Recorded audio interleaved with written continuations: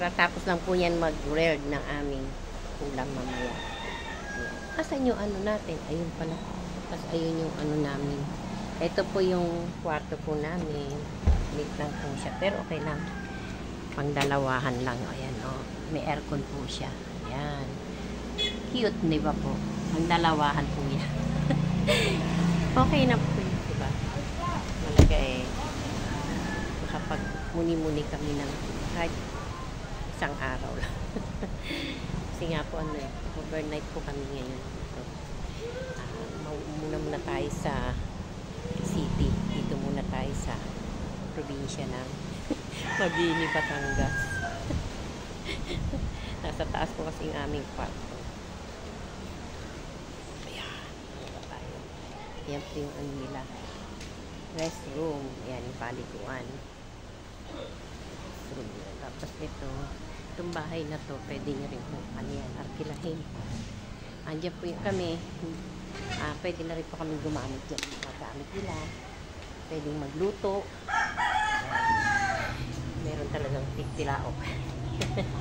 Ayan. Yan po yung bahay. Dalawa yung kwarto po nito eh.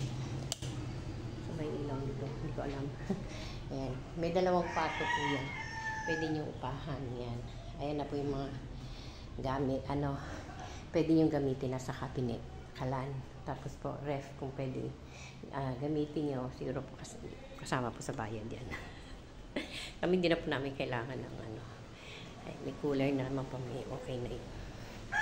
Ang malaga po eh. Ngayon, enjoy lang po kami na asawa ko. Kasi minsan lang naman po ito eh. Sabi nga, enjoy life. Di ba po? Life is too short. Sabi, samantalahin habang nasa ibabaw po po ng mundong ibabaw. Ito, pasyal ko po kayo sa dagat. May pa po ako maliligo.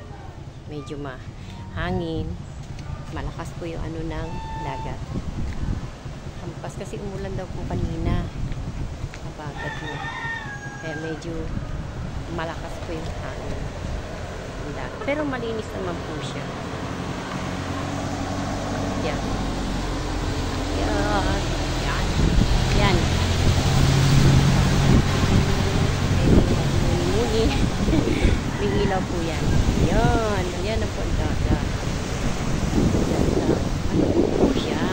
Hindi nga lang talagang high-five pa po. Bagat pa po siya. Ganda po ng ano nyo. Paligid. Nature na nature talaga. Sarap po ganyan ang ano natin. Kaya po yung nakakatulong sa kalikasan. Ayan. Maganda yun. Sana wag na po umulan.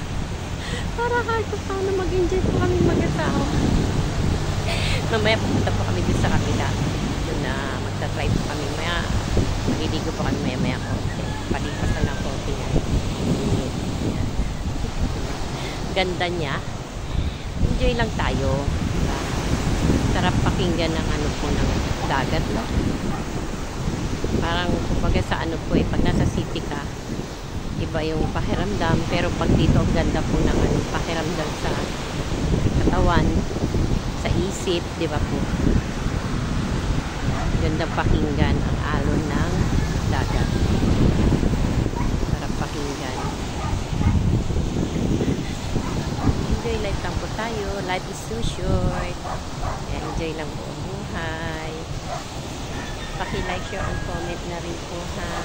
Please subscribe nyo naman po ako. Love you all. God bless all po.